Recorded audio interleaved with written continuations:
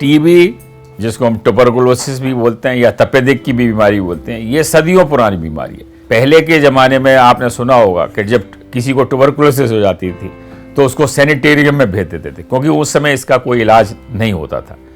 मुख्यतः ये एक बीमारी जो है बैक्टीरिया द्वारा होती है, जिसको हम माइकोबैक्टीरियम ट्यूबरकुलोसिस कहते हैं। और ये बैक्टीरिया जब भी कोई हवा के द्वारा, जैसे सांस, कोई भी आदमी जो टीबी का व्यक्ति है उसके फेफड़े में ये बैक्टीरिया होता है, वहाँ जब वो खांसता है, छींकता है, थूकता है या तेज़ी से बात करता है या गाता है, तो उसके सांस से जो है बैक्टीरिया बाहर हवा में आते हैं। उसके नज़दीक जो भी व्यक्ति होंगे, जब वो सांस लेते हैं तो ये बैक्टीरिया उनके शरीर में प्रविष्ट कर जाता है और फिर वो लंग्स में जाके अपना स्थान बना लेता है और वहाँ पे इन्फेक्शन करता है। तो ये मुख्यतः कारण होता है जिसको हम लंग्स की या फेफड़े की टीबी बोलते हैं। हाँ, देखिए, ये जो चेस्ट की टीबी है सबसे कॉमन टीबी होती है। उसका कारण ये है कि ये बीमारी जो मैंने बताया कि जब भी आप क्लोज में रहेंगे, खासतौर से हमारे देश में गरीब पॉपुलेशन बहुत ज़्यादा है, अगर एक व्यक्ति ट्यूबरकुलोसिस का है और उसके घर में मान लीजिए एक ही कमरे में कई लोग रह रहे हैं और वो कमरे में वेंटिलेशन अच्छा नहीं है, हवादार कमरा नहीं है, तो जब वो एक व्यक्ति खांसेगा, छींकेगा, बात करेगा, तो उससे जो भी उसके साथ रहने वाले हैं उनको टीबी होने का खतरा बहुत ज़्यादा बढ़ जाता है। इसके अलावा शुरू में देखिए, जब भी किसी को इन्फेक्शन होता है लंग्स में, तो वह लंग्स में जाके वो दो चीज़ों में हो सकता है। इन्फेक्शन के बाद या तो वो इन्फेक्शन सिर्फ लेटेंट स्टेज में पड़ा रहता है, वहाँ सिर्फ इन्फेक्शन पड़ा रहता है, उसको बीमारी नहीं होती, इसको हम लेटेंट स्टेज बोलते हैं। लेकिन किसी वजह से अगर उसकी इम्यूनिटी कम हो जाती है, जैसे उसका खुराक कम है, माल न्यूट्रिशन की बीमारी है बच्चों में या बड़ों में, या फिर किसी को डायबिटीज़ की बीमारी हो गई, HIV की बीमारी हो गई, या किसी को जो है वो गुर्दे की बीमारी है, या कोई लोग इम्यूनोसप्रेसेंट दवाइयाँ किसी और बीमारियों के लिए ले रहे हैं, जिसमें स्टेरॉइड्स होती हैं या ऑटोइम्यून बीमारियाँ होती हैं, उनको ले रहे हैं, या किसी का ट्रांसप्लांटेशन हुआ है, तो इन लोगों में जो है वो इम्यूनिटी शरीर की कम हो जाती है। तो जो बैक्टीरिया वहाँ पड़ा रहता है, ये बैक्टीरिया कई बार 20-20 साल तक भी पड़ा रह सकता है बिना आपको इन्फेक्शन किए हुए। लेकिन जब इम्यूनिटी आपकी कम हो गई तो वो बैक्टीरिया एक्टिवेट हो जाता है और आपको एक्टिव ट्यूबरकुलोसिस की बीमारी कर देता है। देखिए, ये बिल्कुल आपने बहुत ही अच्छा सवाल पूछा। तो भारत सरकार ने कहा था कि किसी भी व्यक्ति को अगर 2 वीक से ज़्यादा, 2 हफ्ते से ज़्यादा खांसी हो रही है, बुखार रह रहा है, भूख नहीं लग रही है, बलगम में खून आ रहा है, तो उसे अपनी टीबी की जांच जरूर करानी चाहिए। तो जैसा ये वो कहा, तो इसके जो मुख्य लक्षण होते हैं कि जब भी टीबी की बीमारी होती है तो यूजुअली जो भी मरीज होता है उसका स्वास्थ्य गिरना शुरू हो जाता है धीरे धीरे करके। उसको भूख लगनी कम हो जाती है, उसको बुखार हल्का रहने लगता है, लगभग 100 डिग्री के करीब का बुखार रहता है। और ये देखा गया कि सामान्यतः ये बुखार दोपहर के बाद बढ़ता चला जाता है और रात को 10 बजे के बाद कम हो जाता है। उसको रात में पसीने भी आ सकते हैं। इसके अलावा लगातार खांसी बनी रहती है, खांसी में बलगम के साथ खून भी आ सकता है, छाती में दर्द भी हो सकता है। तो ये इसके प्रमुख लक्षण हैं। जब भी इस तरीके के अगर कोई लक्षण हैं और अगर वो अपने आप 1-2 हफ्ते में नहीं सुधर रहे या नहीं आराम हो रहा है, तो तुरंत ही अपने नज़दीकी स्वास्थ्य केंद्र पर जाना चाहिए और टीबी का डाउट जरूर इसमें होता है और उसकी जांच पूरी करानी चाहिए। हाँ, खांसी लगभग ये देखिए कि वो लगातार बनी रहेगी। आप थोड़ी देर खांसी करेंगे, पूरे दिन ही खांसी बने रहेगी और लगातार वो खांसी। तो इस तरीके से अगर वो पूरे दिन खांसी बनी हुई है और अगर वो 2 हफ्ते में सामान्यतः जैसे दवाइयों से नहीं खांसी जा पा रही, जब भी कोई खांसी होती है तो हम लोग सामान्यतः कुछ दवाइयाँ देते हैं, खांसी के सिरप वगैरह देते हैं, या ये मान के कि ये साधारण इन्फेक्शन हो गए, एंटीबायोटिक वगैरह का कोर्स भी करते हैं। लेकिन अगर वो खांसी नहीं जाती तो हमें ये देखना पड़ेगा कि कहीं टीबी ना हो, क्योंकि खांसी के देखिए कई कारण हो सकते हैं। खांसी जो है एलर्जी की वजह से भी खांसी हो सकती है और वायरल इन्फेक्शन है उनकी वजह से भी खा सकती है।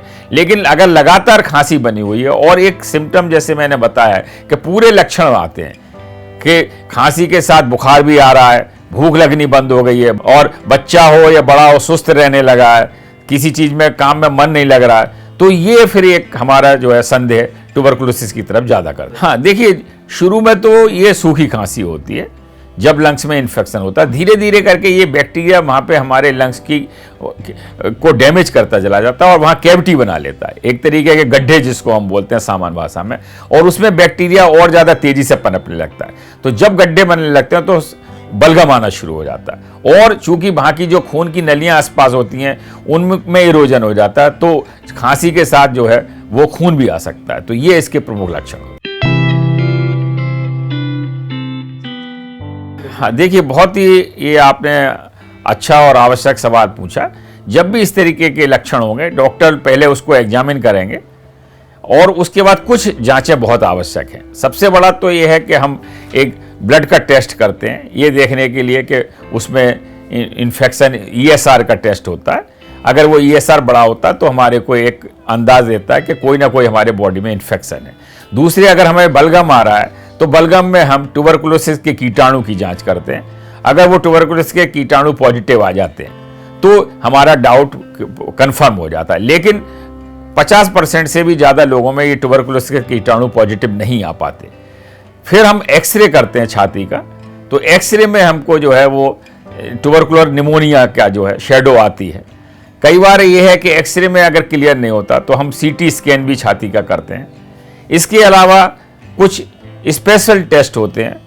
अगर वो चीज़ें नहीं होती, मान लीजिए इनमें नहीं आ पाता, तो एक फेफड़े में ट्यूब डाल के ब्रोंकोस्कोपी जिसमें बोलते हैं, उसके द्वारा भी हम जो है वो वहाँ से सीक्रेशन लेकर उसमें जांच करते हैं। उससे बैक्टीरिया की संभावना और ज़्यादा बढ़ जाती है। इसके अलावा कुछ और एक स्किन का टेस्ट है, मांटूस टेस्ट होता है। स्किन में हम एक ट्यूबरकुलिन का इंजेक्शन लगाते हैं और उससे फिर 48 से 72 घंटे बाद उसकी जांच करते हैं। अगर ट्यूबरकुलोसिस का इन्फेक्शन होता है तो वहाँ पे 10 से 15 मिलीमीटर से ज़्यादा की सूजन आ जाती है, जो भी एक इनडायरेक्ट हमको सजेशन देता है कि ये ट्यूबरकुलोसिस का इन्फेक्शन हो सकता है। इसके अलावा कुछ जो है हमारे DNA बेस्ड टेस्ट होते हैं, जिनको हम जो है CB नेट बोलते हैं या जीन एक्सपर्ट टेस्ट बोलते हैं। वो ट्यूबरकुलोसिस को जल्दी हमें डायग्नोसिस करने में मदद करते हैं। और उसमें ट्यूबरकुलोसिस में अगर जो दवाइयाँ होती हैं, ख़ास तौर से रिफाम्पिसिन की दवाई है, अगर उसका रेसिस्टेंस होता है तो उसका भी पता लग जा सकता है। इसके अलावा जो कीटाणु हमारे शरीर में हैं उनका हम कल्चर भी कर सकते हैं, जो AFB कल्चर इसको बोलते हैं, और उस कल्चर में हम फिर ये देख सकते हैं कि इस पर कौन सी दवाइयाँ प्रभावी हैं या नहीं हैं।